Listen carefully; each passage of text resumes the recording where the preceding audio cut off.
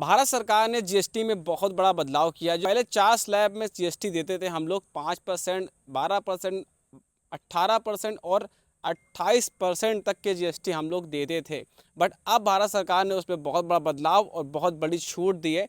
तो 4 स्लैब घटा करके उसमें सिर्फ 2 स्लैब ही रखे हैं, 5% या तो 18%, बाकी 12% और 28% की जीएसटी को हटा दिया गया है। और इसमें सबसे अहम बात मैं आपसे ये करना चाहता हूँ, बहुजन समाज पार्टी के काशीराम साहब बहुत ही खूबसूरत बात कही थी, उसे मैं इस वीडियो में कोट करना चाहूँगा कि वो हमेशा कहते थे हमें मजबूत सरकार नहीं चाहिए, हमें मजबूर सरकार चाहिए।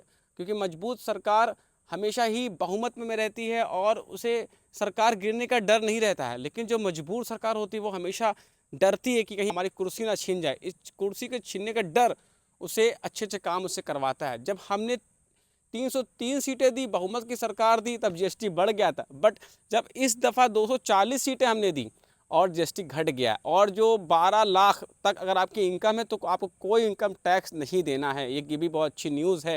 हमेशा पब्लिक का फ़ायदा होना चाहिए, इसलिए हमेशा मजबूर सरकार की तरफ हमको जाना चाहिए। फ़ायदा निकला कि हमें 5% और 18% देना है, एक बहुत बड़ी छूट है। इसके लिए बीजेपी गवर्नमेंट का भी हमें शुक्रिया अदा करना चाहिए, जो हम 8 सालों से इतने महंगी गाड़ियाँ खरीद रहे थे। अभी रिसेंटली मैंने कार खरीदी है, उसमें मुझे ज़्यादा देना पड़ा, पर कोई बात नहीं। अब हमारे जो भाई लेंगे कार वगैरह या बाइक वगैरह तो उनको सस्ती पड़ेगी, उसके लिए हम खुश हैं।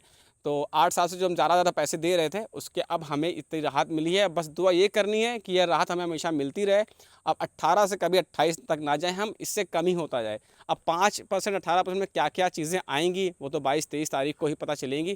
तो ये बहुत अच्छा कदम बीजेपी गवर्नमेंट का है, जिसके लिए बहुत बहुत हम शुक्रगुजार हैं उनके।